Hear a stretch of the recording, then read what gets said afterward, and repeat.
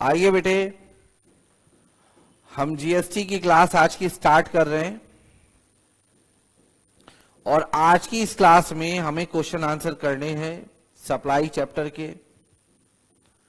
Question number 4 तक हम last class में कर चुके हैं। ट्रांसफर ऑफ टाइटल और पोजीशन, ट्रांसफर ऑफ टाइटल और position is necessary for a transaction to constitute supply of goods examine। इसको एग्जामिन करना है हमने कि ये बात ठीक है या नहीं, बताइए बेटा। ट्रांसफर ऑफ टाइटल बेटा, कहीं पर मैंने आप लोगों को ये बताया था कि कौन सी ट्रांजैक्शन सप्लाई ऑफ गुड्स मानी जाएंगी और कौन सी सप्लाई ऑफ सर्विसेज मानी जाएंगी। मैंने आपको शेड्यूल 2 का फर्स्ट पॉइंट यही बताया था बेटा, अगर आप लोगों को याद हो तो, कि अगर आप टाइटल या पोजीशन दे देते हैं, बोलो बेटा, तो उसको सप्लाई माना जाएगा और सप्लाई ऑफ गुड्स माना जाएगा। अगर टाइटल ट्रांसफर नहीं किया जाता है, अगर टाइटल ट्रांसफर नहीं किया जाता है तो मैंने बताया था कि उसको सप्लाई ऑफ सर्विस माना जाएगा। तो लिखना चाहेंगे बेटे। और मैंने ये भी बताया था उसमें, मैं याद करा देता हूं मैंने क्या क्या बताया था। ट्रांसफर अगर होता है और टाइटल ट्रांसफर कर देते हैं आप या पोजीशन दे देते हैं तो उसको ट्रांसफर, उस ट्रांसफर को सप्लाई ऑफ गुड्स माना जाएगा। बट अगर आप टाइटल ट्रांसफर नहीं करते तो उसको सप्लाई ऑफ सर्विस माना जाएगा। और आप पोजीशन तो अभी दे देते हैं मगर टाइटल फ्यूचर डेट पर देंगे, जिसको जैसे हमने बताया था हायर परचेज ट्रांजेक्शंस, तो उस केस में भी उसको सप्लाई ऑफ गुड्स माना जाता है। बताइए क्या ये बात मैंने आप लोगों को बताई थी या नहीं बताई थी? बताई थी। तो लिखिएगा बेटे सब लोग, सब लोग लिखिएगा। अभी क्वेश्चन में जो बात की गई है बस वो ट्रांसफर ऑफ टाइटल और पोजीशन की बात की गई है ना, तो लिखिएगा बेटे।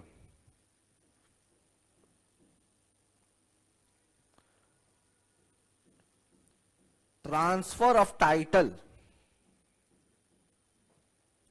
और पोजीशन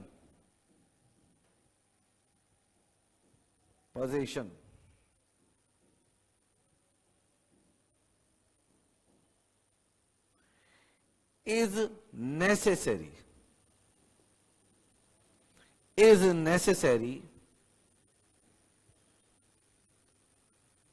for a transaction,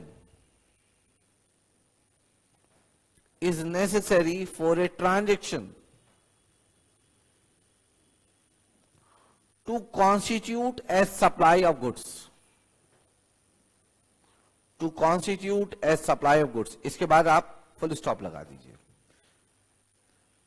बताइए हमने आंसर दे दिया या नहीं?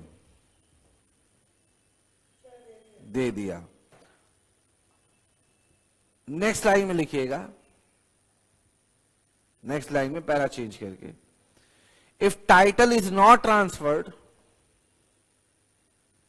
if title is not transferred, then transaction would be treated as supply of service।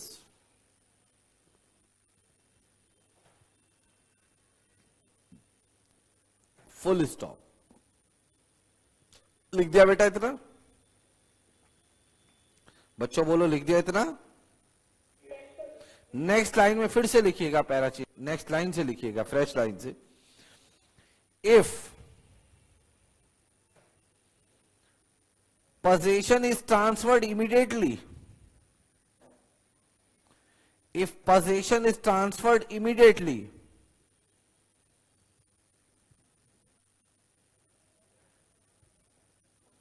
but title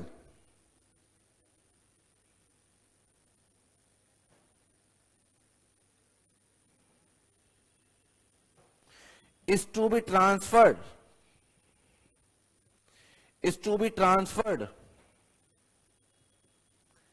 at future date,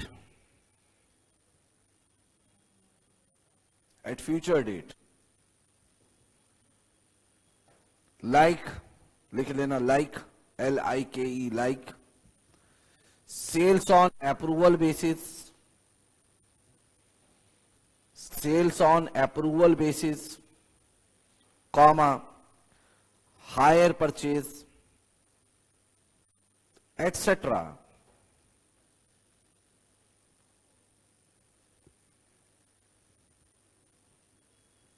comma, such transaction is also considered as supply of goods. Such transaction is also considered as supply of goods. जब लिख लें तो मुझे बताना।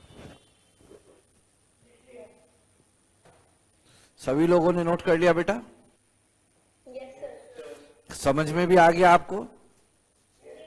अच्छा, such transaction is considered to be supply of goods. ठीक है, बोलो बेटा या फिर रिपीट करूं? ठीक है, ओके। अब मेरी बात सुनो। क्वेश्चन में तो एक साधारण सी बात पूछी गई थी, ट्रांसफर ऑफ टाइटल एंड और पोजीशन। देखो, आपको नहीं लगता कि इसका जवाब सिर्फ फर्स्ट लाइन होना चाहिए था? बेटा बताओ, सबको लगता है या नहीं ये बात? देखो मैं बताता हूं। देखो यहां लिखा है transfer of title and oblique और। देखो एक मीनिंग तो इसका ये निकला टाइटल और पोजीशन दोनों ट्रांसफर कर दिए जाएं। एक मीनिंग ये निकला सिर्फ पोजीशन ट्रांसफर की जाए। तो अगर देखा जाए तो इसका जवाब ये मांग रहा था फर्स्ट पॉइंट, और जो मैंने आपको थर्ड पॉइंट लिखवाया हायर परचेज वाला, जो सेकंड पॉइंट है वो मैंने एक्स्ट्रा आपको लिखवा दिया। यानी कि जो शेड्यूल 2 में 3 पॉइंट दिए गए थे ट्रांसफर को लेकर, सबसे पहले जो दिए गए थे, आई थिंक क्लॉज 1 में दिए गए थे, फर्स्ट पॉइंट वही था ट्रांसफर का। उसमें एबीसी 3 पॉइंट मैंने आपको बताए थे, वो 3 पॉइंट यही हैं जो मैंने आपको लिखवाए। आप ये बताइए जवाब समझ में आता है या नहीं? जबकि ये डायरेक्ट क्वेश्चन है, क्या आप डायरेक्ट क्वेश्चन लिख पाने में सक्षम हैं अभी? ठीक है बेटा, अब मैं क्वेश्चन 6 पढ़ाने आपको जा रहा हूं। आप सब लोग देखेंगे, स्क्रीन पर आपकी दिखाई दे रहा होगा। शेड्यूल 1 से आंसर देना है हमको। पहले हम डिस्कशन करेंगे, फिर आप जवाब लिखेंगे। Examine whether the following activities would amount to supply. ये जैसे लिखा होता है ना, वुड अमाउंट टू सप्लाई, लिखा है ना वुड अमाउंट टू सप्लाई। इसका मतलब होता है क्या इसको सप्लाई माना जाएगा। अमाउंट टू का मतलब होता है किसी चीज को क्या कंसीडर करना है, क्या कंसीडर नहीं करना है। Would amount to supply under section 7 read with schedule 1 of CGST act. Examine whether the following activities would amount to supply, क्या इसको सप्लाई माना जाएगा under section 7 read with schedule 1 of CGST act. तो देखो पहला पॉइंट क्या है, Sulekha manufacturers have a factory in Delhi. Delhi में तो उनकी फैक्ट्री है बेटे, and depot in Mumbai. Both these establishment are registered in respective states. Delhi Maharashtra में दोनों में रजिस्टर्ड है। तो बताओ ये डिस्टिंक्ट पर्सन है या नहीं है? क्यों शाहनवाज भाई, डिस्टिंक्ट पर्सन है या नहीं है ये? चिराग भाई, तान्या, अक्षत, हिमांशु, बताओ बेटा ये डिस्टिंक्ट पर्सन है या नहीं?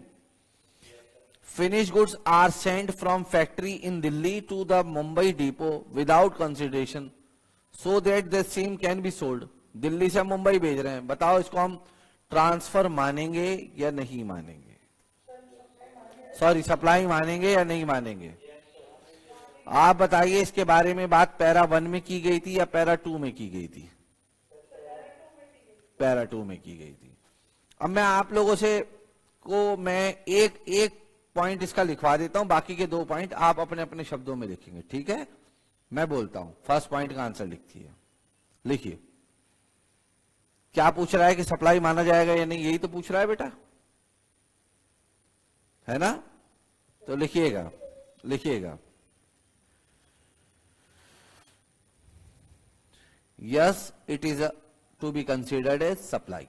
पहले तो ये जवाब दे दीजिएगा। क्वेश्चन का नंबर डालिए, क्वेश्चन 6, पेज नंबर बताएगा कोई बच्चा क्या है नई बुक में? 2.6, question 6 page number 2.68।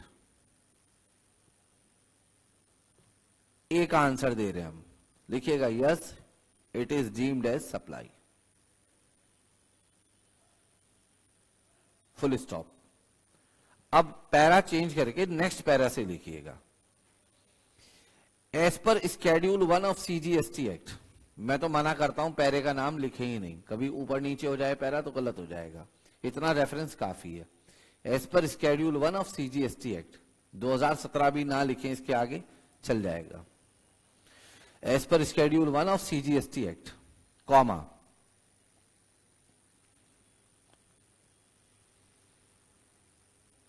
Supply of goods और सर्विसेज और बोथ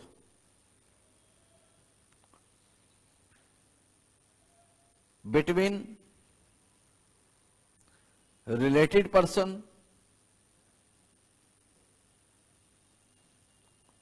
और डिस्टिंक्ट पर्सन। डिस्टिंक्ट पर्सन की डेफिनेशन बच्चों आपको मालूम है कौन से सेक्शन में दी गई है? रिलेटेड पर्सन और distinct person as specified in section 25, comma,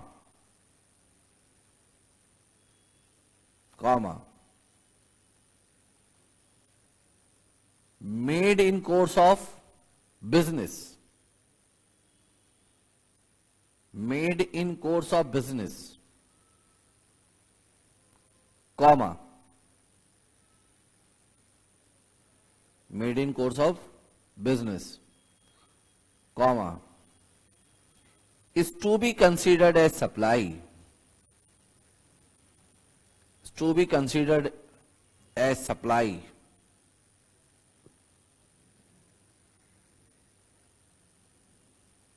even it is without consideration, even it is without consideration। बेटे बताओ जो मैंने लिखवाया वो समझ में आया आपको? मैंने ये लिखवाया सप्लाई ऑफ गुड्स सर्विसेज और बोथ बाय रिलेटेड पर्सन और distinct person as specified under section 25 in course of business, comma, is to be considered as supply even if it is without consideration, full stop। अब अगर आप ICI के module में answer देखेंगे तो इसके बाद इन्होंने क्या करा है, स्पेसिफाइड और डिस्टिंक्ट पर्सन कौन होता है उसको बताया है, आपको बताने की जरूरत नहीं है, ठीक है? क्योंकि हमसे ये नहीं पूछा बताओ स्पेसिफाइड पर्सन रिलेटेड पर्सन कौन है, डिस्टिंक्ट पर्सन कौन है, हमसे ये थोड़ी पूछा है। हमने जितना जवाब दिया वो सफिशिएंट है, अब आगे लिखो आप नेक्स्ट लाइन से लाइन चेंज करके। इन given case comma factory and depot of Sulekha manufacturers, factory and depot of Sulekha manufacturer are factory and depot of Sulekha manufacturer are distinct person, are distinct person।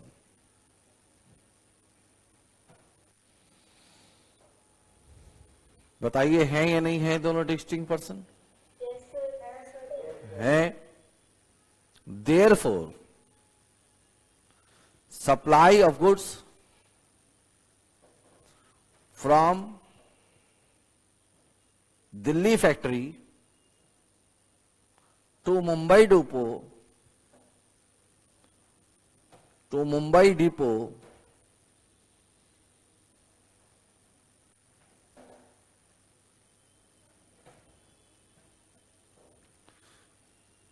without consideration,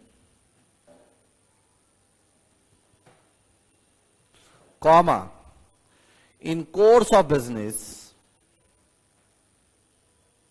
comma, is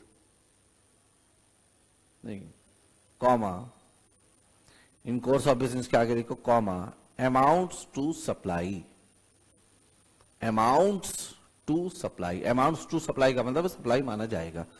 बताइए आप लोगों को आसान भाषा में पूरा जवाब आप लोगों ने दिया या नहीं दिया? Yes, sir. सब लोगों को समझ में भी आया बेटा इसको? Yes, sir. अब हम इसका बी पॉइंट पढ़ें, जिसका जवाब आप लोग लिखकर दिखाओगे, ठीक है? पहले आप बताओगे अपना सप्लाई है या नहीं, उसके नीचे फिर लॉ का रेफरेंस दोगे, फिर केस को समझाओगे, ठीक है? मैं पढ़ाऊं अब बी पॉइंट पढ़ाऊं बेटा आपको? Yes, sir. ठीक है। रमन इज एन आर्किटेक्ट इन चेन्नई। रमन चेन्नई में एक आर्किटेक्ट है। His brother who is settled in London, इसका एक भाई है जो लंदन में सेटल्ड है, is a well known lawyer, बहुत बढ़िया वाला लॉयर है। Raman has taken legal advice from him free of cost. बेटा जिनके पास अभी बुक है वो फ्री ऑफ कॉस्ट को अंडरलाइन करें। फ्री ऑफ कॉस्ट का मतलब है बिना पैसों के, without consideration. With regard to his family dispute, बताइए बिना कंसिडरेशन के इसने अपने रिलेटेड पर्सन से सर्विसेज अवेल की हैं या नहीं, इंपोर्ट की हैं या नहीं? तो बताइए इसको सप्लाई माने या नहीं माने? बेटा ये सप्लाई नहीं है, पूछो क्यों नहीं है? विदाउट कंसिडरेशन सप्लाई तभी मानी जाती है जब वो इन कोर्स ऑफ बिजनेस हो। अगर यहां पे कंसिडरेशन होता तो सप्लाई मानी जाती, ना यहां पे सेक्शन 7 सबसेक्शन 1 क्लॉज बी लगेगा, ना यहां पर शेड्यूल 2 का पैरा 4 लगेगा, क्योंकि ना तो यहां कंसिडरेशन है ना यहां कोर्स ऑफ बिजनेस है। पता नहीं मैं अपनी बात पहुंचा पाया है नहीं आप लोगों को? अब कैसे लिखोगे बेटा आप? लिखो बेटा, ऐसे लिखना, it does not amount to supply. It does not amount to supply. जब इतना लिख दें फुल स्टॉप लगा दें उसके बाद।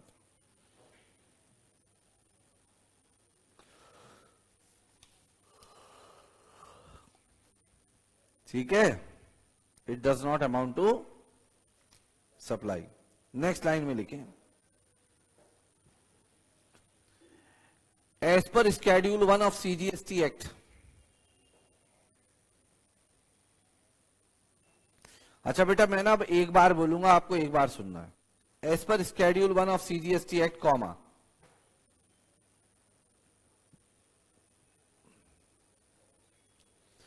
Import of service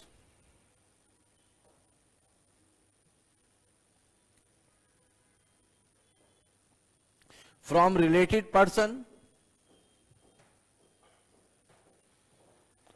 from related person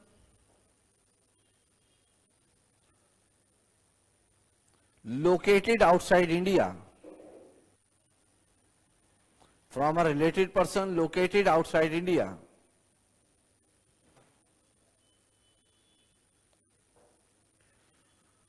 without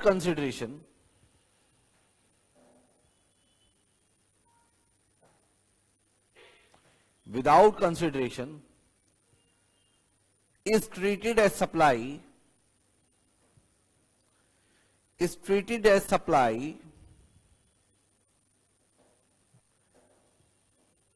if it is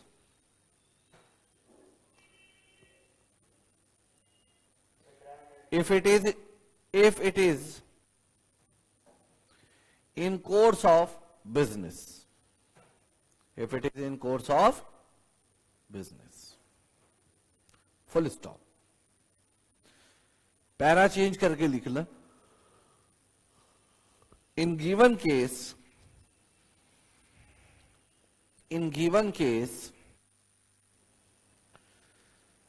Raman has taken legal advice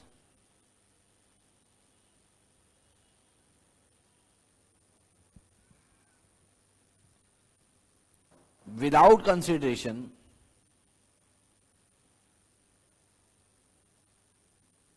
for his personal matter,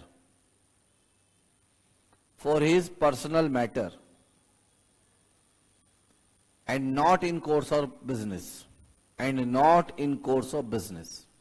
full stop। As a result,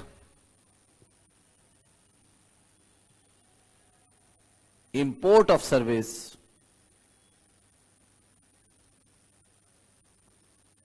does not amount to supply in given case.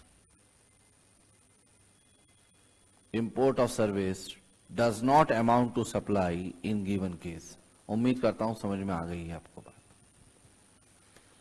बच्चों बताओ, हाँ ना में जवाब दो। अच्छा, अगर आप अब मैं आपको बताता हूं, आप क्या करते हो, क्वेश्चन का आंसर लिखा आपने, ऐसे ही लिख दिया अप्रोक्सीमेटली जैसा मैंने बोला है। अब क्या करते हो, आप आंसर चेक करते हो आईसीआई के मॉड्यूल से। आपको लगता है वहां कुछ और दिया है, वहां कुछ नहीं दिया। उसने क्या करा, रिलेटेड पार्टी की डेफिनेशन समझा दिया आपको, फैमिली मेंबर में कौन आता है ये समझा दिया उसमें। आपको ये सब नहीं समझाना है, आपसे तो क्वेश्चन में सीधी बात पूछिए, बताओ सप्लाई है नहीं है, बताओ हमने उसका जवाब दिया या नहीं दिया। अब बच्चों के दिमाग में आता है यार सी इंस्टीट्यूट ने दिया है और टीचर मास्टर यूं कह रहा है मत लिखो। बेटा मैं बहुत सोच समझ के बोल रहा हूं, नहीं लिखो। एक्चुअली में सी इंस्टीट्यूट अपनी रेपुटेशन के हिसाब से जवाब देता है। सी इंस्टीट्यूट आपको कोई जवाब देता है ना बेटा, तो वो सारी चीजें मेंशन करता है ताकि आपको बुक खोल के कहीं और ना देखना पड़े। मगर आपके मास्टर ने तो यही बता दिया ना कि रिलेटेड पर्सन में कौन कौन आता है, तो आपको बार बार जाके चेक थोड़ी करना है, बार बार थोड़ी लिखना है। आपसे जो क्वेश्चन पूछा गया उसका प्रॉपर जवाब दो। आप बताइए हमारी रिप्लाई में प्रॉपर रिप्लाई है या नहीं है, सब चीजों का। ठीक है, आइए अब हम 6 के सी पे चल रहे हैं। Would your answer be different if in above case Raman has taken advice in respect of his business in Chennai? तो सी नंबर का सी नंबर लिखिए आंसर में, C number, question 6 C.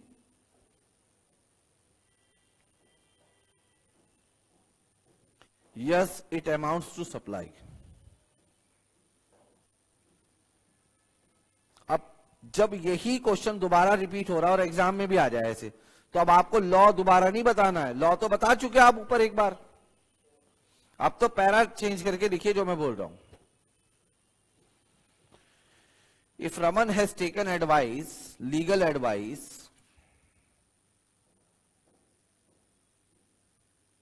From his brother in course of business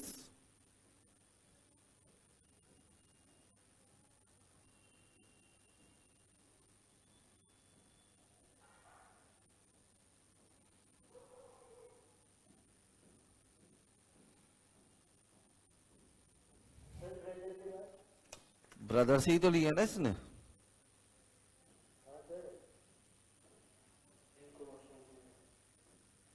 बस business से लिए हैं इसने, business के लिए लिए हैं।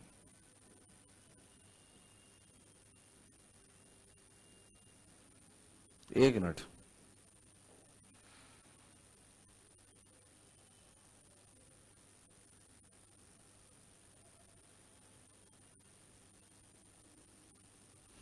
एक मिनट, क्वेश्चन में क्या कह रहा है, would your answer be different if in above case Raman has taken advice in respect of his business unit in Chennai. तो बेटा इन कोर्स ऑफ बिजनेस लिया है इसने, बोलो बेटा हाँ। अगर इन कोर्स ऑफ बिजनेस लेगा तो बताओ सप्लाई है या नहीं है। बट जब मैं आईसीआई के इंस्टीट्यूट का आंसर देख रहा हूं तो वो कह रहे हैं रमन ने, मतलब पता है उन्होंने क्या गलत एजम्पशन ली है आईसीआई ने।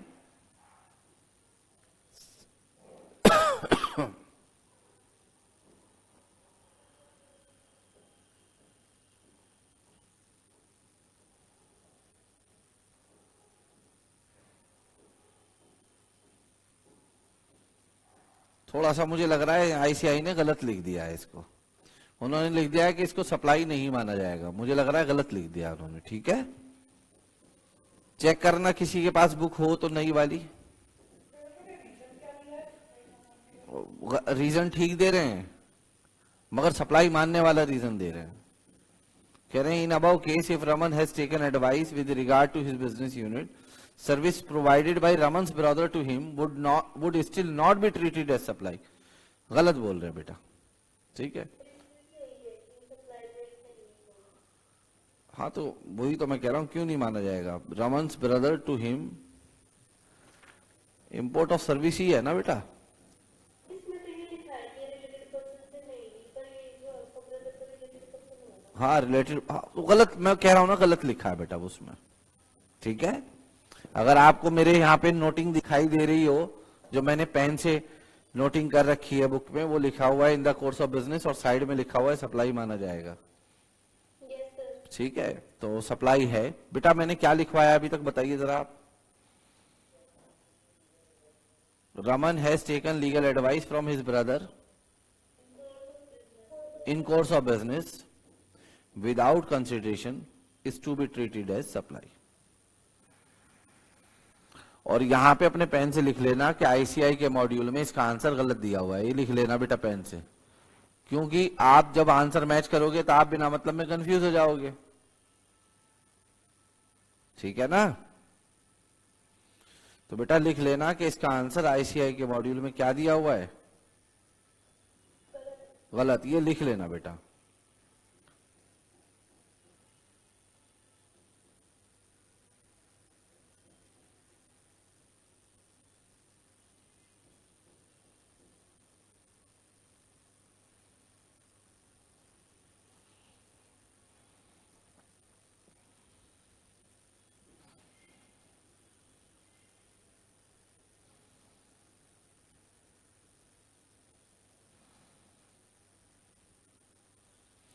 बोलो बच्चों, समझ में आती हो बात तो? अच्छा, क्वेश्चन 7 करें बेटा अब हम? क्यों करेगा पेपर में इम्पैक्ट? अगर मतलब आईसीआई गलत आंसर छाप रहा है अपने मॉड्यूल में, तो पेपर में भी गलत पे नंबर देगा बेटा वो। मतलब आईसीआई जो लिख देगा वो आंसर है, वो हम सबको यूं कह दे कि तुमने सबने गलत किया है, और जो जो मॉड्यूल में लिखा हुआ वो गलत है, ऐसे तो फिर यार सोचो ना, मिस प्रिंटिंग भी तो कोई चीज हो सकती है ना आईसीआई से।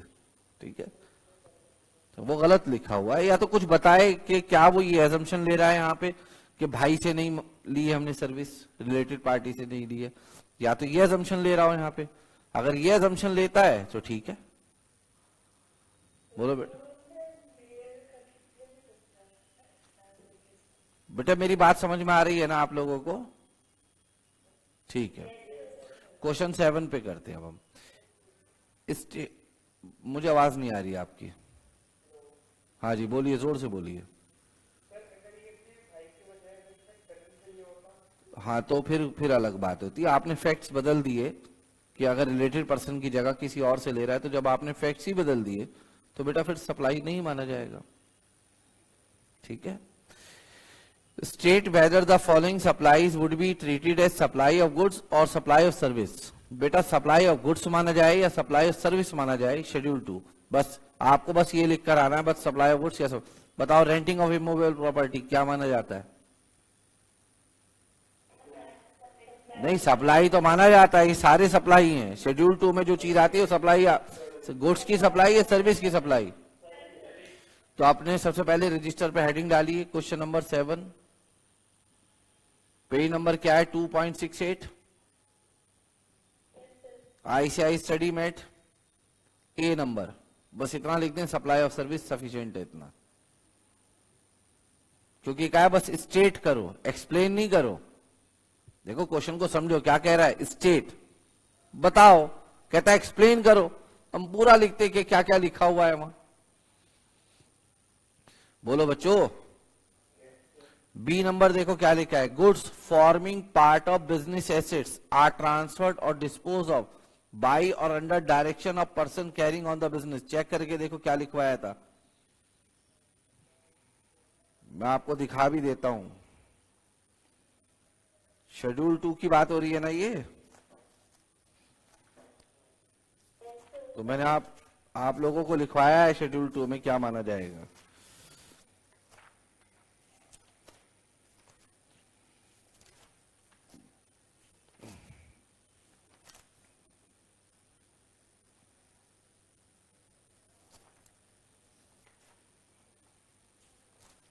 बताइए, इंस्ट्रक्शन पर क्या माना जाएगा?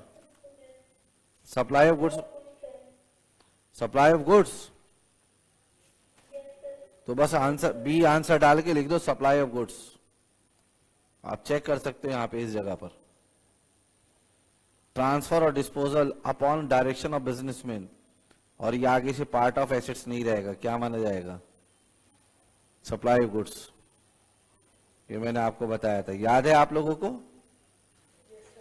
सप्लाई ऑफ गुड्स, इसका आंसर सप्लाई ऑफ गुड्स है, बस इतना लिख दो। ये बताना transfer of right in goods without transfer of title in goods, बिना गुड्स का टाइटल दिए तो लिख दो supply of service. Transfer of title in goods under an agreement which stipulate that property shall pass at future date, property हम आपको देंगे तो, मगर अभी नहीं, फ्यूचर में देंगे, सप्लाई ऑफ, लिख दो बेटा। ठीक है।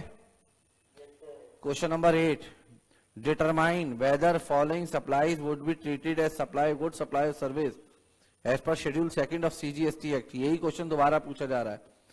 टेम्परेरी ट्रांसफर और परमिटिंग यूज और enjoyment of any intellectual property right. Question का नंबर डालो, ए पॉइंट डालो और लिख दो सीधा सप्लाई ऑफ सर्विस, खत्म। सिर्फ इतना ही जवाब देना है बेटा। ठीक है, चलिए बताइएगा यहां पर सोच के समझकर। Supply of goods by an unincorporated association or body of person to a member thereof for cash or deferred payment or other valuable consideration। क्या ये चीज आपने पढ़ी थी बेटा? आपने अपने रजिस्टर में, बुक में पढ़ी थी या नहीं? बता सकते हो कोई शेड्यूल 2 का कौन सा पॉइंट था? ये कौन सी एंट्री थी? ये शेड्यूल 2 की कौन सी एंट्री थी? रजिस्टर में देख के बताओ। एंट्री 7। क्या माना जाता है बेटा इसको? ओ, लिखा हुआ भी है टॉप पर ही, पता नहीं पूछा क्यों है। ये नए मॉड्यूल में नहीं है क्वेश्चन, चलिए कोई बात नहीं। एनी ट्रीटमेंट और process which is applied to another person,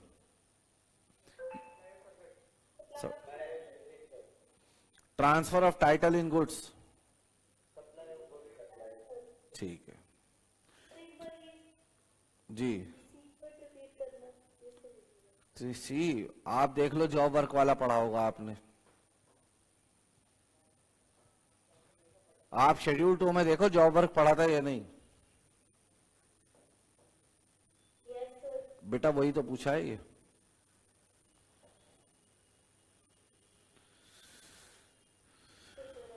ठीक है, ठीक है। 9 नंबर क्वेश्चन देखो बेटा। The goods supplied on hire purchase basis will be treated as supply of service. Examine the validity of statement। बताइए स्टेटमेंट वैलिड है या इनवैलिड है? तो लिखिए क्वेश्चन नंबर 9, रजिस्टर पे हेडिंग डालिए, पेज नंबर 2.69। बेटा पेज नंबर 2.69 होगा ये, मैं बोल रहा हूं, आप लिखिएगा। लिखना given statement is invalid.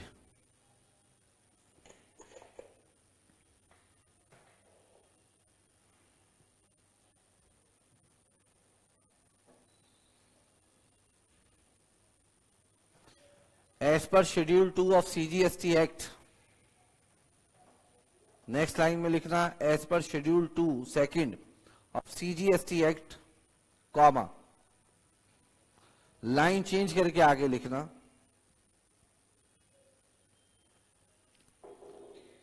If position of goods is transferred immediately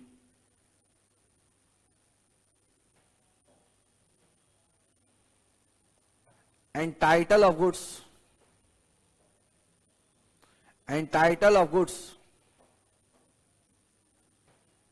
shall be passed at future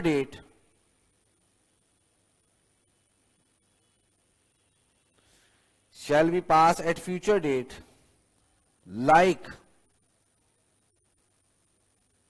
hire purchase, comma,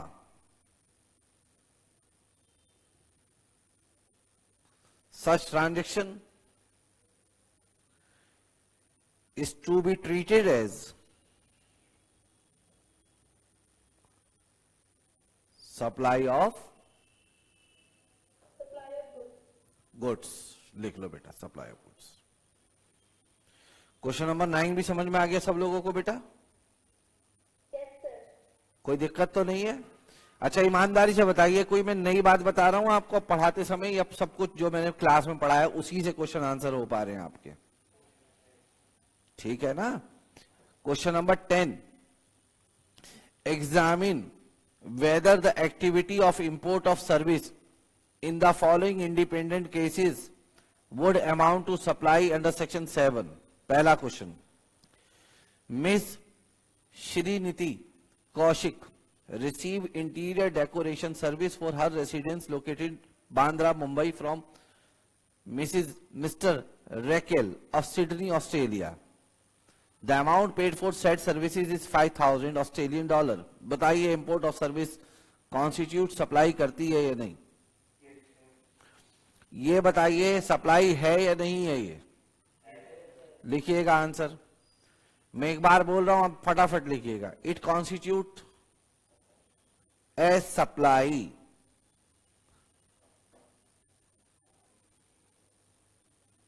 of service, full stop. Next line में लिखना, as per section 7 subsection 1 clause B, 7(1)(b), B छोटा small, 7 subsection 1 clause B of CGST Act, comma, import of service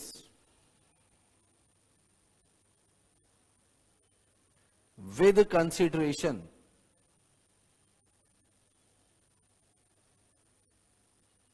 comma, whether or not in course of business, चाहे business में हो या ना हो, whether or not in course of business is to be treated as supply।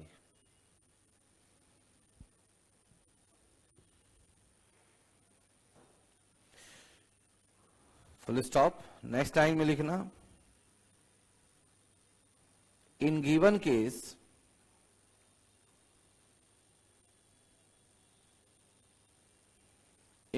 Case import of service, import of interior decoration service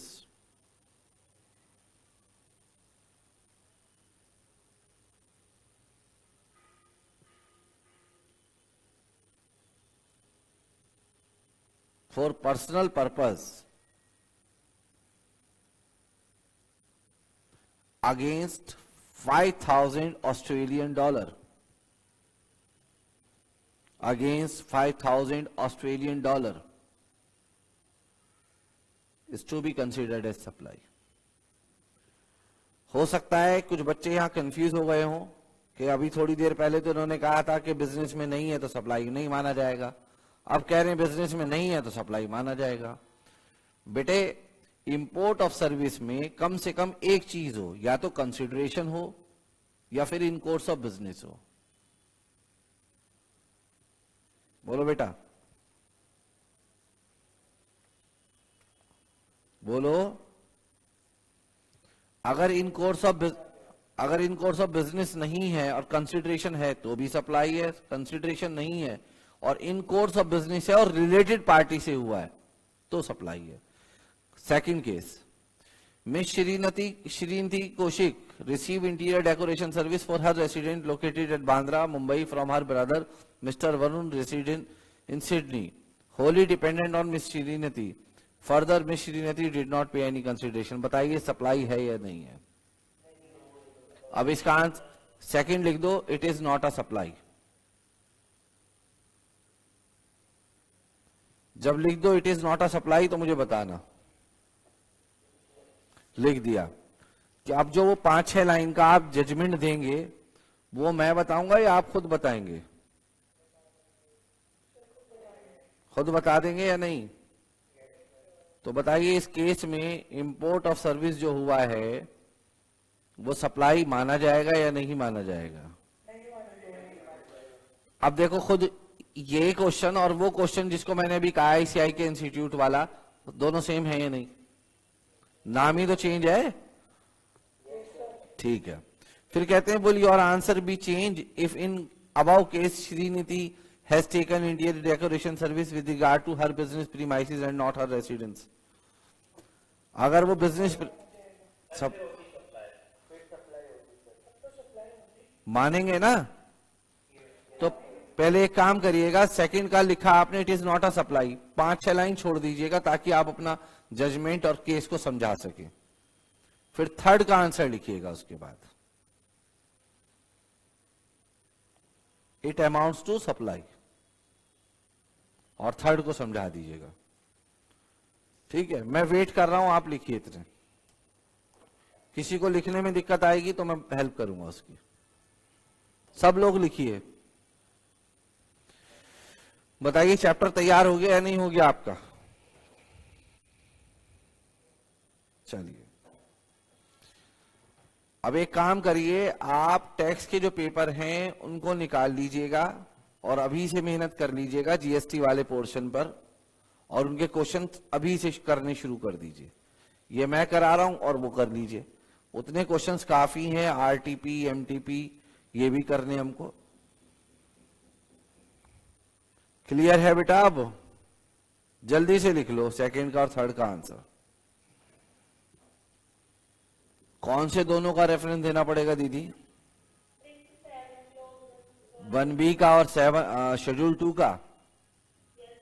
आप ये बताइए, second case में आप बस ये लिख दीजिए, ना तो ये कोर्स ऑफ बिजनेस में है ना इसके अंदर कंसिडरेशन है, तो आप लिख दीजिए ना तो सेक्शन 7 1B के अकॉर्डिंग सप्लाई है ना शेड्यूल 2 के अकॉर्डिंग सप्लाई है। यही तो पूछना चाहती है ना बेटा आप मुझसे? हाँ, दोनों का डिफरेंस।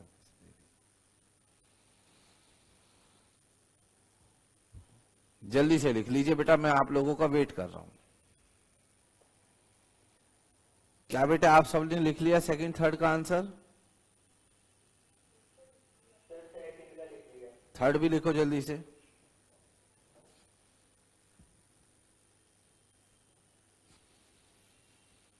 जो लोग बाद में इस क्लास को रिकॉर्डिंग में देखेंगे बेटा, वो अपने क्वेश्चंस इसी तरीके से अटेम्प्ट करें जैसे हमारे अभी लाइव क्लास में बच्चे अटेम्प्ट कर रहे हैं।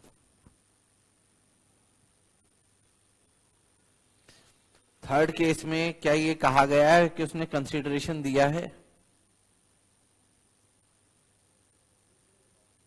अगर आप ये मानेंगे कि कंसीडरेशन दिया है तो 7(1) ए के अकॉर्डिंग आंसर है, और कंसीडरेशन अगर नहीं दिया है तो 7(1)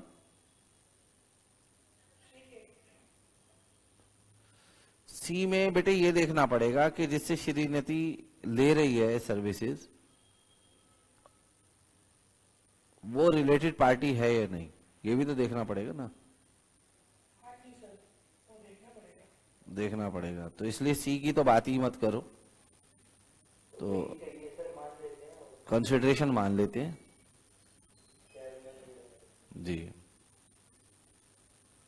और कंसिडरेशन मान लो बिजनेस पर्पस के लिए लिया है तो नॉर्मल सप्लाई हो गया ये।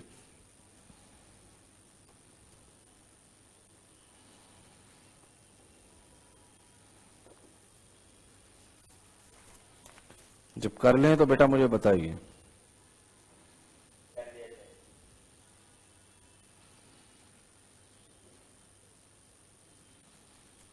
तो उन्होंने तो तीसरे केस में ये माना है कि इन्होंने अपने भाई से सर्विसेज ली हैं और बिना कंसिडरेशन के लिए। तो तीसरे केस में इन्होंने ये माना है कि इन्होंने अपने भाई से सर्विस ली है, ब्रदर से, जिसके बारे भाई से, क्योंकि ये सेकंड केस में भाई की बात हो रही है ना, तो यही माना है इन्होंने, और बिना कंसिडरेशन के उससे सर्विस ली है बिजनेस के लिए। सप्लाई है, शेड्यूल 1 के अकॉर्डिंग सप्लाई है। फिर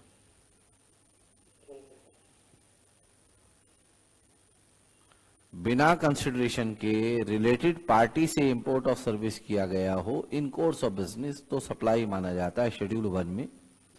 7(1) में तब माना जाएगा जब कंसिडरेशन के साथ हो, चाहे कोर्स ऑफ बिजनेस में ना हो। 7(1) तब माना जाएगा जब कंसिडरेशन भी हो और इन कोर्स ऑफ बिजनेस भी हो। चले हम आगे अब। ठीक है, क्वेश्चन नंबर 11 में कराने जा रहा हूं, सामने है आपके क्वेश्चन, ध्यान दीजिएगा। Determine whether the following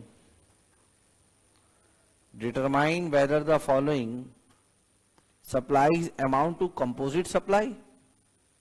A hotel provides 4 days 3 nights package wherein the facility of breakfast dinner is provided along with the room accommodation. बताइए ये कंपोजिट सप्लाई है या ये जो पैकेज बना के दिया गया है ये मिक्स सप्लाई है? कंपोजिट।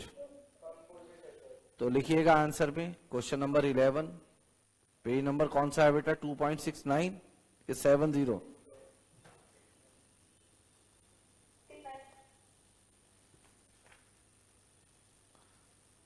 69 है, लिखिएगा।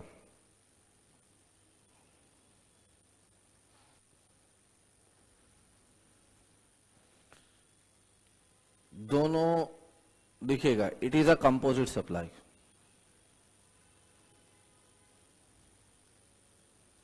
Since in given case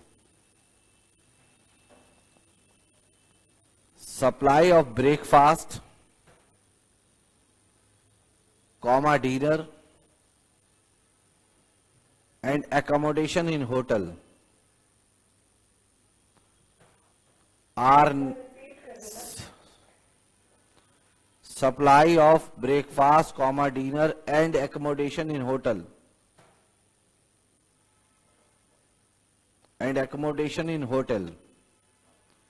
are naturally bundled.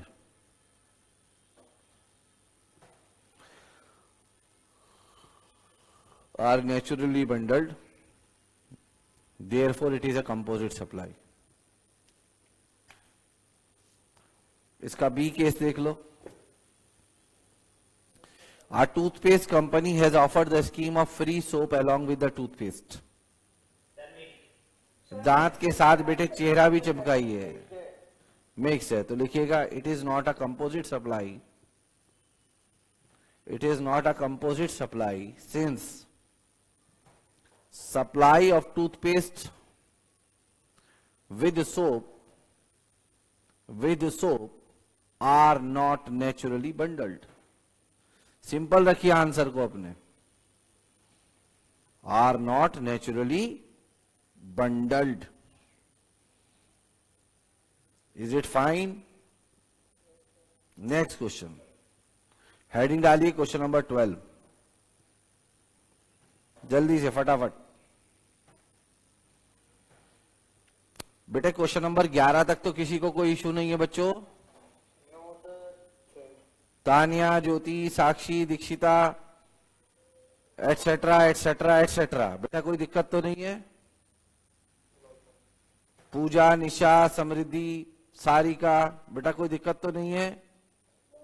ठीक है, वेरी गुड। दम इलेक्ट्रॉनिक्स है sold the following electronic item to Akbar retail store. इन्होंने रेफ्रिजरेटर बेचे हैं 500 लीटर का 18% के रेट से, फ्रिज के साथ स्टेबलाइजर दिया है, एलईडी टेलीविजन दिया है और स्प्लिट एयर एसी दिया है, स्टेबलाइजर दिया है एसी के लिए। Dumdum electronic has issued a single invoice, एक पैकेट बना के इनको दे दिया। Indicate price of each of the above item separately in the same, और बिल के अंदर सबके पैसे अलग अलग लिखे हैं। Akbar retail store has given a single cheque of ₹1 lakh, जिसने खरीदा है। अच्छा ठीक है ठीक है ठीक है ठीक है। Dumdum electronic has issued a single invoice, इन्होंने इस 5 आइटम का एक इनवॉइस दे दिया बेचने वालों ने, और इनवॉइस के अंदर हर चीज का प्राइस इन्होंने अलग अलग बताया है बेटे, हर आइटम का। और जिसने खरीदा है अकबर ने, उसने 1 लाख रुपए का एक चेक दे दिया बना के।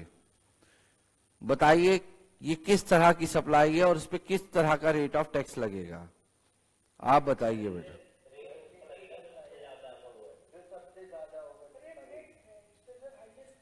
बेटा मैं आपको बताऊं, ना ये कंपोजिट सप्लाई है ना ये मिक्स सप्लाई है। पूछो क्यों? बेटा एक साथ इनवाइस बनाने का मतलब कभी भी कंपोजिट और मिक्स नहीं होता। इनवाइस मैंने कहां बताया कि एक बिल में 2 आइटम बेच दोगे तो वो इनवाइस सप्लाई है, वो कंपोजिट है या मिक्स है? आप बताओ, कभी बताया हो, आपसे कहा हो, आप बता दो बेटा ना। सप्लाई ऑफ गुड्स तो है, मगर जैसे आप कह रहे हो कि जिसको मिक्स सप्लाई माना जाएगा और जिसका रेट सबसे ज्यादा वो लगेगा, बेटा क्या इसकी एक किट बना के दी गई है? क्या ये एक बंच बना के, बंडल बना के पैक करके दिया गया है? क्या ये मोबाइल और चार्जर की तरह बिक रहा है, दिवाली के गिफ्ट्स की तरह बिक रहा है, मेकअप किट की तरह बिक रहा है, बोर्डिंग स्कूल की फैसिलिटी की तरह दिया जा रहा है? क्या इनमें से किसी की तरह दिया जा रहा है? क्या ये नेचुरली या आर्टिफिशियली दोनों में से कोई सा बंडल है? तो आंसर लिखिए बेटे, क्वेश्चन नंबर 12, पेज नंबर क्या होगा बेटा? 2.69 70 2.7। मैं आंसर बोलूंगा, आप लिखिएगा, कोई बात नहीं, लिखिएगा answer. In the given case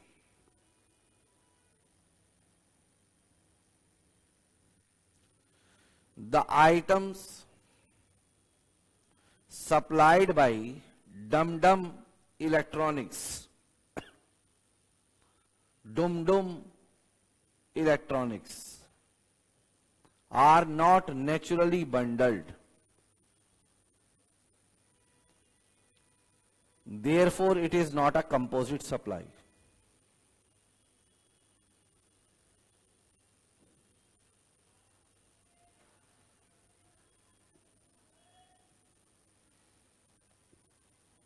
composite supply नहीं है, मानते हैं ना? इतना तो मानते, कंपोजिट नहीं है, मिक्स में कंफ्यूजन है बस। फुल स्टॉप के बाद नेक्स्ट लाइन से लिखना, Dum Dum electronic has not charged a single price. Underline करना, has not charge a single price for said supply. क्या इन सब प्रोडक्ट का एक प्राइस चार्ज किया है डमडम ने? Dumdum electronic has not charge a single price for the said supply.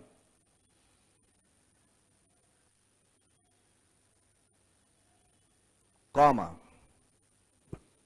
only single invoice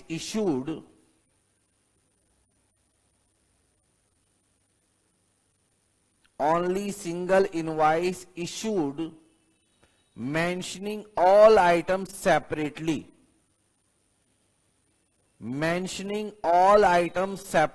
with their prices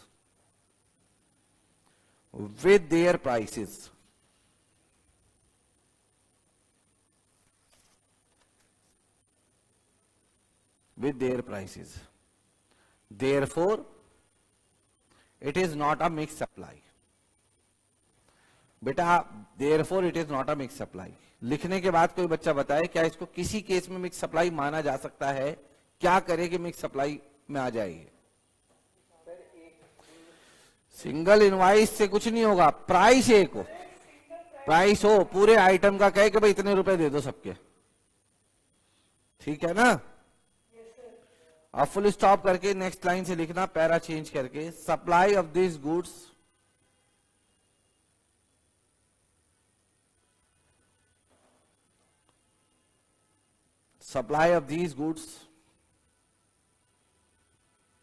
is to be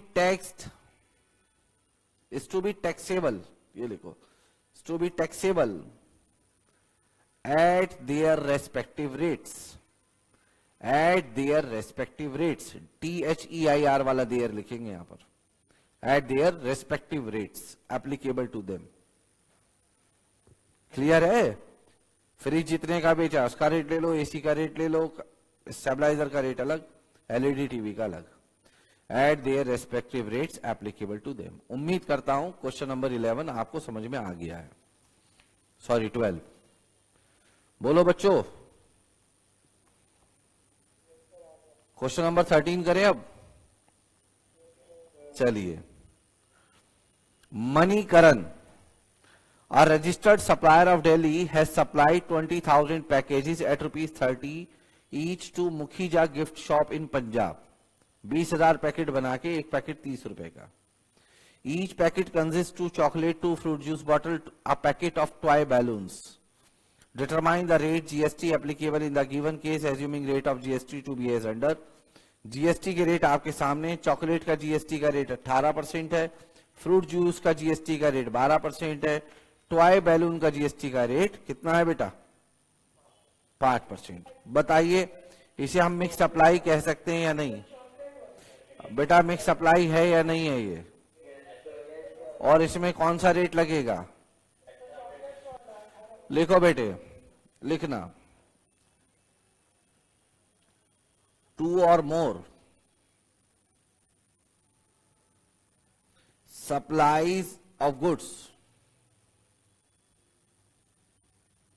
2 or more supplies of goods. अच्छा, अगर इनके सबके अलग अलग प्राइस लेता तो फिर पिछले क्वेश्चन की तरह जवाब हो जाता. 2 or more supplies of goods for a single price. For a single price, comma, not naturally bundled, not naturally bundled, comma, constitute a mixed supply. Constitute a mixed supply. Full stop. Next line में लिखना, mixed supply attracts highest rate of tax. Mixed supply attracts highest rate of tax. Therefore, in given case,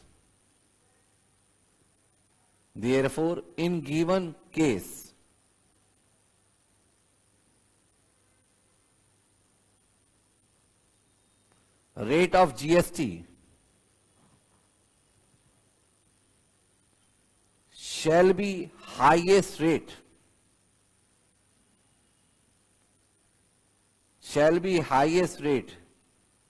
that is I dot E dot, that is ऐसे लिखा जाएगा, shall be highest rate, that is 18% on value of package,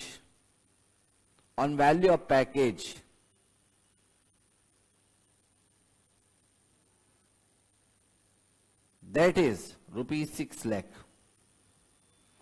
आपको मालूम है 6 लाख कैसे आया?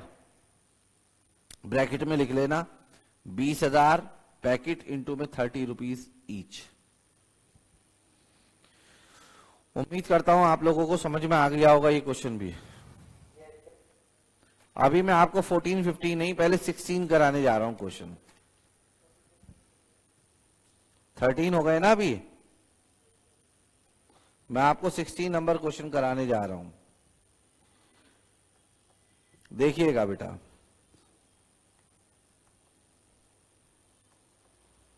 देखिए, Sarvana and Sons wishes to start supplying liquor in the state of Tamil Nadu. Therefore, it applies for license for selling liquor to Tamil Nadu government, for it has charged specific fee from it. Examine whether the grant of alcoholic liquor license by Tamil Nadu government to Sarvana and Sons qualifies as supply. कहीं इसके बारे में हमारी पूरे course में बात हुई थी कि ग्रांटिंग ऑफ लाइसेंस क्या माना जाता है, सप्लाई कॉन्स्टिट्यूट करता है या नहीं? भाई साहब कैसी बात कर रहे हो आप? निगेटिव लिस्ट में नोटिफिकेशन में देखिए, प्लीज देखिए. ये थोड़ी मन में जो मर्जी आ रहा है बोल रहे हैं बिना देखे हुए. प्लीज देखिए, निगेटिव लिस्ट के अंदर मैंने तो एक तो शेड्यूल 3rd बताया आपको, उसके बाद एक नोटिफिकेशन बताया है पंचायत वाला और एक क्लैरिफिकेशन बताया. चेक करिए उसमें लिखवाया है या नहीं आपको. तो लिखिए आंसर इसका, कोई बात नहीं. क्वेश्चन 16, पेज नंबर नए मॉड्यूल में देख के बताइए. 2.71 है क्या नए मॉड्यूल में? ठीक है, यही पेज नंबर है। तो हेडिंग डालिए क्वेश्चन नंबर 16 आईसीआई स्टडी में लिखिएगा, services by way of grant of vehicle. Services by way of grant of vehicle, नहीं sorry, grant of alcoholic liquor licence, by way of grant of alcoholic liquor licence. जब लिख लें तो बताना। By state government, by state government. आप check करके बताइए ये चीज नोटिफाइड थी या नहीं कि इसको ना सप्लाई ऑफ गुड्स माना जाएगा ना सप्लाई ऑफ सर्विस। तो लिखिएगा by the state government have been notified, have been notified to be treated neither as supply of goods nor as supply of service, to be treated neither as supply of goods nor as supply of service। उम्मीद करता हूं बात समझ में आ रही है।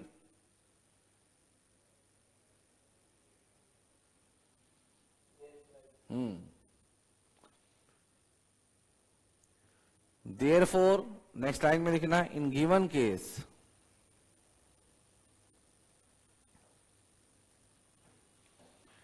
grant of alcoholic liquor license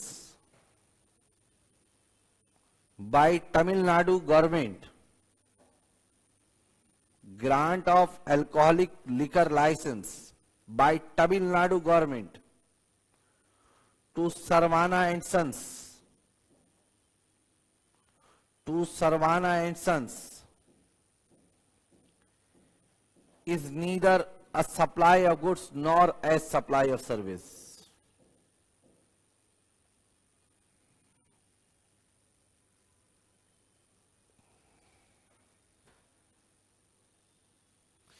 क्या government ने इस क्वेश्चन में इनसे पैसा लिया है कुछ लाइसेंस देने का? आप चेक कर सकते हैं, फीस ली एक स्पेसिफाइड फी, तब भी सप्लाई नहीं माना जाएगा बेटे।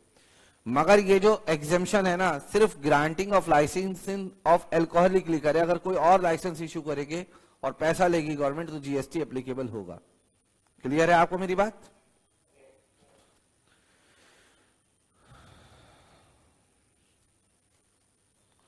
क्वेश्चन नंबर एक और हम देखने जा रहे हैं 15, इससे जस्ट पहले वाले पेज पर है 15, लास्ट में 14 देखेंगे। PTL Private Limited is a retail store of merchandise located in 25 state and union territory in the country। इन्होंने अपने स्टोर्स 25 राज्यों में खोल रखे हैं। For the purpose of clearance of stock of merchandise and to attract consumer, PTL private limited launch scheme of buy one get one free, एक खरीदो एक फ्री। For the same type of merchandise, उसी तरह का आइटम दूसरा free मिल जाएगा। For instance का मतलब है example, one shirt to be given free with purchase of one shirt, एक शर्ट खरीदो एक shirt free. Determine how the taxability of goods supplied under buy one get one free scheme is determined. Question समझ में आ रहा है? क्या ये हमने बाय वन गेट वन के बारे में भी पढ़ा था या नहीं पढ़ा था? पढ़ा था। पता है मैंने कब आपको बता दिया था? शुरुआत में ही बता दिया था मैंने। लिखिएगा बेटे, जी लिखिएगा बेटा, लिखिएगा।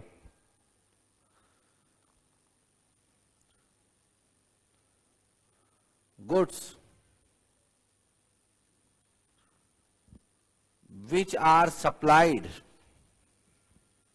goods oblique services, ऐसे करके लिखिएगा, goods oblique services which are supplied, question का नंबर डाल लीजिएगा, सब कुछ कर लीजिएगा।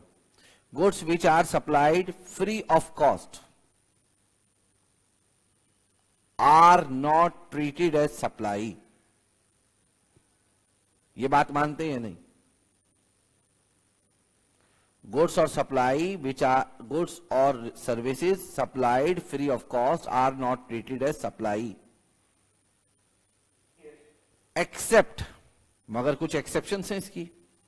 Accept in case of activities mention इन, कहां पे वो एक्टिविटीज मेंशन है? इन शेड्यूल 1 ऑफ सीजीएसटी एक्ट. और शेड्यूल 1 में 4 ऐसी एक्टिविटी हैं जिसमें बिना कंसिडरेशन के भी उनको सप्लाई माना जाएगा. Am I right? Activities mention in schedule 1 of CGST act. Full stop. Next line में लिखना, under buy one get one free scheme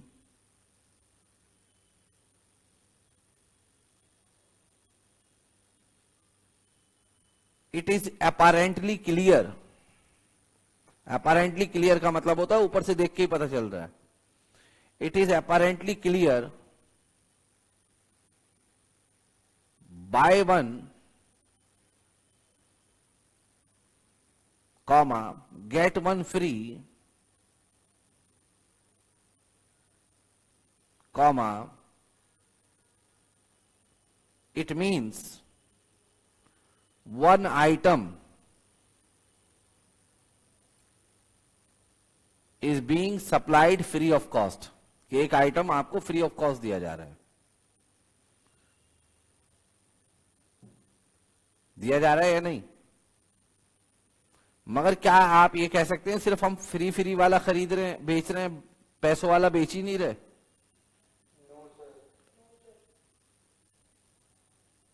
full stop के बाद लिखना however it is not an individual supply of free goods. It is not an individual supply of free goods. अगर आप सिर्फ free goods दे रहे होते तो सप्लाई नहीं थी, मगर ऐसा तो नहीं है. फ्री दे रहे हो आप पैसे वाली चीज के साथ. It is not an individual supply of free goods.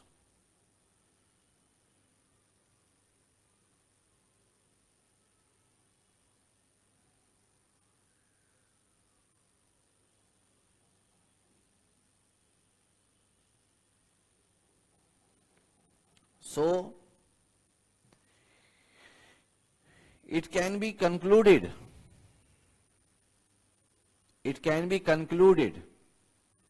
हम ये कह सकते हैं that supplying of two goods, supply कर रहे हैं हम दो गुड्स की,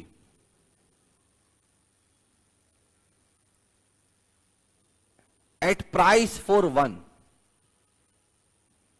at price for one, full stop.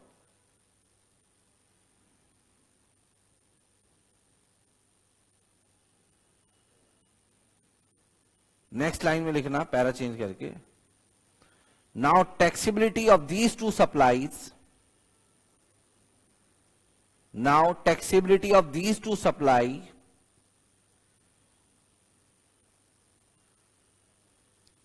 आप ये तो मानते हैं ना दो सप्लाई हो रही है इसमें, एक के साथ एक फ्री में, एक के पैसे ले रहे हैं एक के नहीं ले रहे. Now taxability of these two supplies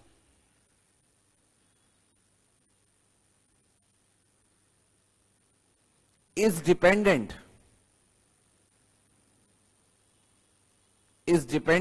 कह रहे हैं इस पे टैक्स कैसा लगेगा ये बात निर्भर करती है, is dependent whether supply is a composite supply और मिक्स सप्लाई. मतलब जब दो सप्लाईज का इन्वॉल्वमेंट हो जाता है तो हम देखते हैं कि supply is a composite supply और मिक्स सप्लाई. कंपोजिट होगी तो प्रिंसिपल सप्लाई वाला रेट लगेगा, मिक्स सप्लाई होगी तो हाईएस्ट रेट वाला लगेगा. बोलो हाँ या ना? तो अगर एक के साथ एक फ्री दे रहे हो तो उसका मतलब वो फ्री नहीं है चीज, आप दोनों चीजों का एक प्राइस चार्ज कर रहे हो, जैसे कि आप मिक्स सप्लाई में और कंपोजिट सप्लाई में करते हैं. तो हमने क्या लिखा, taxability of these supplies is dependent whether it is a mix supply और कंपोजिट सप्लाई. क्लियर है आप लोगों को बात? जो प्रिंसिपल सप्लाई का रेट होता है वो रेट लगता है, जो मेन सप्लाई का रेट होता है. अभी आप क्वेश्चन नंबर 14 देखेंगे, लास्ट क्वेश्चन है. कल आपको याद होगा मैं कुछ लिखवाते लिखवाते रुक गया था बीच में. कॉन्सेप्ट 15 में, वो मैं क्वेश्चन 14 से समझा दूंगा, ठीक है, मैं क्या लिखवा रहा था। शुरू करूं बेटा? जरा चेक करो नई बुक में भी ये क्वेश्चन है या नहीं है। कोई एक्स्ट्रा क्वेश्चन तो नहीं है जितने क्वेश्चन मैंने कराए? ठीक है। अब देखिए, मैंने आपको एक आदत डाल दी है कि चैप्टर समाप्त होने के बाद क्वेश्चन कैसे करने हैं, ठीक है। आने वाले चैप्टर के सभी क्वेश्चंस बेटा मैं क्लास में, क्योंकि देखिए मैंने अपनी तरफ से एग्जाम्पल भी लिखवाए, आईसीआई मॉड्यूल के एग्जाम्पल भी कराए, और लास्ट के क्वेश्चन भी आज मैंने सारे खुद कराए, आपने सिर्फ लिखा है, बराबर की मेहनत की है मैंने। क्वेश्चन 14, ये कॉन्सेप्ट अभी आपका अधूरा पढ़ा हुआ है, पहले मैं क्वेश्चन आपको पढ़ा देता हूं, फिर मैं कॉन्सेप्ट पर जाऊंगा, ठीक है। Gagan engineering private limited registered in Haryana, situation को समझना। गगन इंजीनियरिंग हरियाणा में रजिस्टर्ड है, is engage in providing maintenance and repair services for heavy steel machinery. इनका काम है रिपेयर मेंटेनेंस करना। फॉर कैरिंग आउट, मिला आपको, the repair work, Gagan engineering private limited sends its container truck. Container truck क्या होते हैं? उसके अंदर ना सारा माल लदा हुआ होता है रिपेयर मेंटेनेंस का, जैसे वेल्डिंग मशीन, कोई गैस की मशीन, कोई और चीज, जितने भी टूल्स हैं वो सब होते हैं उसके अंदर, उनके वर्कर उसमें बैठ के जाते हैं ट्रक में। Trucks equipped with items like repair equipment, truck में क्या क्या है? रिपेयर इक्विपमेंट है, कंज्यूमेबल है, टूल्स हैं, पार्ट्स हैं। फ्रॉम हरियाणा वर्कशॉप, वर्कशॉप इनकी हरियाणा में है, to its own repairing centre, और ये अपने रिपेयरिंग सेंटर पे जाते हैं जो रजिस्टर्ड हैं जीएसटी लॉ में, located in other states across India, where the clients machinery are being brought and are being repaired. मतलब हमारा हरियाणा में मेन ऑफिस है जहां ट्रक खड़े हुए हैं हमारे, दिल्ली में हमारी ब्रांच है, यहां एक क्लाइंट आया मशीन लेके कि भाई ठीक कर दो, हमने हरियाणा वाले ट्रक को फोन करा, भाई आ जाओ, ये आ गई मशीन, ठीक करके चले जाओ। क्वेश्चन समझ में आ रहा है या नहीं? तो बेटे क्लाइंट कहां पर है आप बताइए? तो सप्लाई उसको कहां दी जा रही है? सप्लायर भी दिल्ली में, रेसिपिएंट भी दिल्ली में। तो हमारा कहना यह है कि इस पे सीजीएसटी, एसजीएसटी, यूटीजीएसटी लगेगा, आईजीएसटी नहीं लगेगा। वो जो ट्रक यहां से यहां आ रहा है वो नहीं लगेगा। आप पढ़ के देखिए कॉन्सेप्ट 15 में कल क्या लिखवाया था। बात समझ में आ गई या नहीं? Discuss the availability of GST on the inter state movement of truck from the workshop of Gagan engineering private limited in Haryana to its own repairing centre located in other state. तो लिखिएगा बेटा आंसर, ठीक है, लिखिएगा बेटा आंसर, और फिर कल वाली चीज भी मैं पूरी करा दूंगा जो रह गई थी उसके अंदर। मैं लिखते लिखते जानबूझ के रुक गया था, मैंने कहा यार अभी कुछ लिखूंगा ना तो इनके तोते उड़ जाएंगे, क्वेश्चन आएगा बाद में ये, और ये परेशान हो जाएंगे क्या हो गया। लिखो बेटा, समझ में आ गई या नहीं बात? लिखना बेटे, मैं बोल रहा हूं आप लिखना।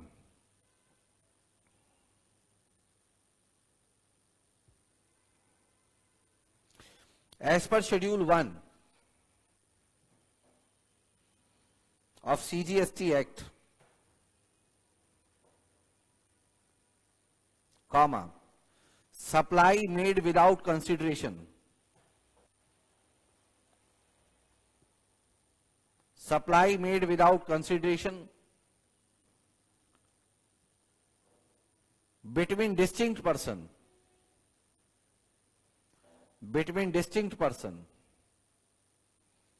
in course of business, in course of business,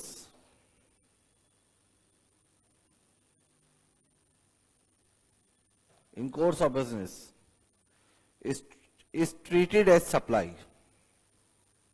is treated as supply, full stop। लिख लिया आपने? मैंने लिखवाया कि बिना पैसों के भी सप्लाई अगर की जाए रिलेटेड पार्ट डिस्टिंक्ट पर्सन के बीच में तो उसको सप्लाई माना जाएगा। बोलो हाँ बेटा, यही लिखा ना आप लोगों ने? नेक्स्ट लाइन में लिखना अब, पैरा चेंज करके। बेटा बोलूं मैं आगे? However, it has been clarified that interstate movement, it has been clarified that interstate movement of various modes of conveyance, interstate movement of various modes of conveyance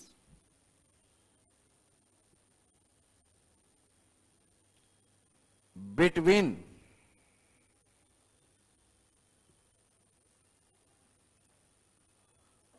distinct person,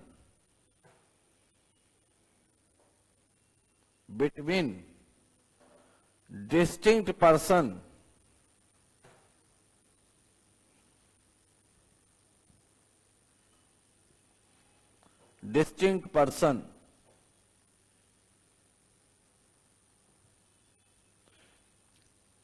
carrying goods, passenger or both,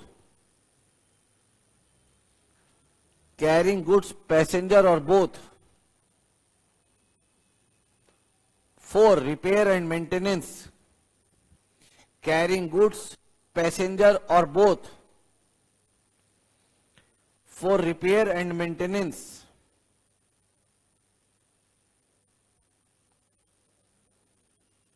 is not a supply of goods or service.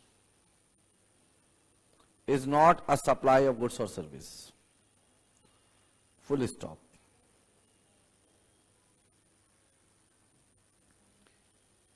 Next line में लिखना, in given case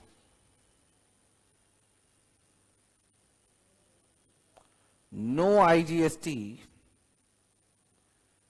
will be leviable, no IGST will be leviable on interstate movement of truck. अगर समझ में आ गई हो बात तो हाँ कर दो. On interstate movement of truck.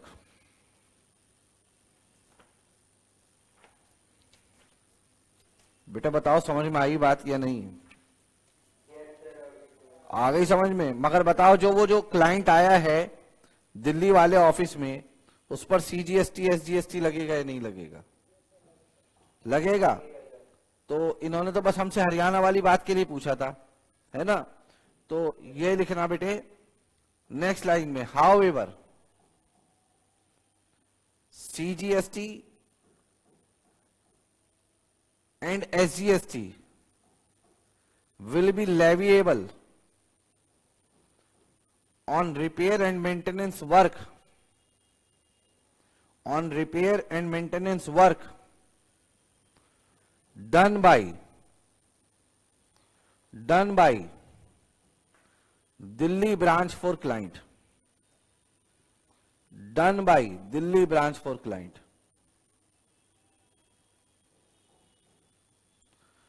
इसे समझने के लिए हम करेंगे रेफर. कौन सा क्वेश्चन? क्वेश्चन नंबर बताओ कौन सा किया अभी? पेज नंबर क्या था? अब समझ में आई मैं कल क्यों रुक गया था ये? क्योंकि ये क्वेश्चन बिल्कुल लास्ट में आया है. अब मैं यहां समझाता तो दिक्कत हो जाती, इसलिए मैं पढ़ाता लास्ट क्लास में रुक गया था. मैंने क्या पढ़ाया कि इंटर स्टेट मूवमेंट होता है किसी व्हीकल का डिस्टिंक्ट पर्सन के बीच में जिसमें गुड्स भरा हुआ हो, पैसेंजर, यानी कि गुड्स और पैसेंजर कौन है बेटा? ये कौन है? ये है रिपेयर मटेरियल एंड वर्कर. बोलो बेटा कल वाली बात क्लियर है? अब किसके लिए भेजा हो आपने? रिपेयर मेंटेनेंस के लिए. इस एक्टिविटी को सप्लाई नहीं माना जाएगा और कोई GST नहीं लगेगा. However CGST, SGST oblique UTGST, ये मैं लिख रहा हूं वहां पे जहां कल मैंने कॉन्सेप्ट नंबर 15 आपको छुड़वा दिया था लिखने के लिए. Will be leviable on repair and maintenance. उम्मीद करता हूं मैं इस चैप्टर को पूरी तरीके से आप लोगों को समझा दिया है. अब आपको मेमोराइज करना है इस चैप्टर को. ईमानदारी से बताइए, थ्योरी थी या नहीं पूरी? जैसे आपके लिए पढ़ना मुश्किल है ना बेटा, वैसे ही एक टीचर के लिए ऐसे सब्जेक्ट को पढ़ाना भी मुश्किल ही है उतना। अब लिखिएगा बेटे, इंटर स्टेट मूवमेंट। अच्छा एक बात बताइए, जब इंटर स्टेट मूवमेंट होगा तो जब वो यहां पे आएंगे और ट्रक से क्लाइंट की प्लांट एंड मशीनरी का कोई पार्ट टूटा हुआ है उसकी वेल्डिंग करेंगे, तो बताओ वेल्डिंग में कुछ रॉड्स इस्तेमाल होती है नहीं? आपने देखा होगा रॉड इस्तेमाल होती हैं वो, तो बताइए वो कंज्यूम होंगी या नहीं यहां पर? तो क्या वो हरियाणा की ब्रांच हमारे क्वेश्चन में उस पर आईजीएसटी चार्ज करेगी जो चीजें यहां कंज्यूम हो जाएंगी? नहीं करेगी, माफ है पूरा। Inter state movement of rigs, ऐसा इसलिए क्योंकि वो रिपेयर मेंटेनेंस वर्क है। टूल्स, स्पेयर्स, इनको स्पेयर्स कहते हैं हम। रिग्स मतलब पार्ट कह लो आप एक तरीके का, मशीन का कोई, ठीक है। ऑल गुड्स, जितने भी गुड्स उस व्हील पर हैं, व्हील पर मतलब है example crane, is not a supply, इन चीजों को सप्लाई नहीं माना जाएगा। जैसे मैं एक एग्जाम्पल दूं बेटा आपको, और हमारी हरियाणा ब्रांच ने क्रेन खरीद रखी है, दिल्ली ब्रांच पे क्रेन नहीं है। अब यहां कोई ऐसा जरूरत पड़ गई कि क्रेन की जरूरत है, तो बताओ हरियाणा ब्रांच से क्रेन यहां मंगाई जाएगी या नहीं? अब जब क्रेन का यहां यूज होगा तो क्या उस पे हरियाणा ब्रांच आईजीएसटी चार्ज करे? तो जीएसटी काउंसिल ने रिकमेंड करा ऐसी चीजों पर टैक्स माफ है, इनको सप्लाई नहीं माना जाएगा। उम्मीद करता हूं आप लोगों को जीएसटी का चैप्टर समझ में आ गया है। जीएसटी के चैप्टर में, सॉरी सप्लाई के चैप्टर में दो पार्ट्स हैं। एक पार्ट तो है बेटा डेफिनेशन का, गुड्स, सर्विस, कंसिडरेशन, बिजनेस और रिलेटेड पार्टी की डेफिनेशन, 5 तो डेफिनेशन है। फिर section 7(1)(a), 7(1)(b), schedule 1, schedule 2, schedule 3। Schedule 3 में निगेटिव लिस्ट है। निगेटिव लिस्ट में 6 आइटम तो निगेटिव लिस्ट के हैं, फिर क्लैरिफिकेशन और नोटिफिकेशन है, जिसमें से एक नोटिफिकेशन ये भी है जो आपने कॉन्सेप्ट नंबर 15 में पढ़ी है।